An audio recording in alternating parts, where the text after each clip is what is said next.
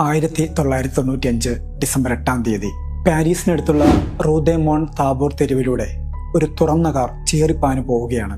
തന്റെ ഇളയ മകനെ പാസഞ്ചർ സീറ്റിലിരുത്തി സിനിമാ തിയേറ്ററിലേക്ക് കാർ ഓടിക്കുന്നത് പാരീസ് നഗരത്തിലെ സെലിബ്രിറ്റി എന്ന് നിസ്സംശയം പറയാവുന്ന ഒരു വ്യക്തിയാണ്.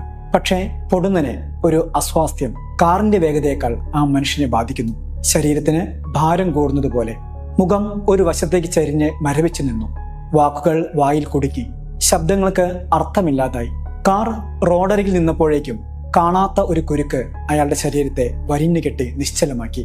അയാളുടെ മകൻ സഹായത്തിനായി നിലവിളിച്ചുകൊണ്ട് കാറിൽ നിന്നും ഇറങ്ങിയോടി.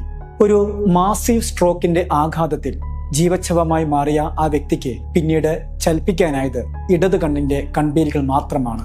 പറവ പോലെ പറന്നു നടന്ന ഒരു മനുഷ്യൻ ആശുപത്രി കിടക്കയിൽ പാറ പോലെ ഉറച്ചുപോയപ്പോൾ തന്റെ മിഴികളിലെ ഇമയനക്കങ്ങളുടെ മാത്രം ബെസ്റ്റ് സെല്ലർ പട്ടികയിൽ ഇടം പിടിക്കാവുന്ന ഒരു പുസ്തകം എഴുതി വിധിയെ ഇച്ഛാശക്തി കൊണ്ട് തോൽപ്പിച്ച മാനവരാശിയുടെ അതിജീവന പോരാട്ടങ്ങൾക്ക് അതുല്യമായ ഒരു മാതൃക സമ്മാനിച്ച ആ മനുഷ്യന് തീർച്ചയായും നമ്മുടെ ഓർമ്മകളിൽ ഒരിടം നൽകണം. അദ്ദേഹത്തിന്റെ പേരാണ് ഴാങ് ഡൊമിനിക് ബോബി.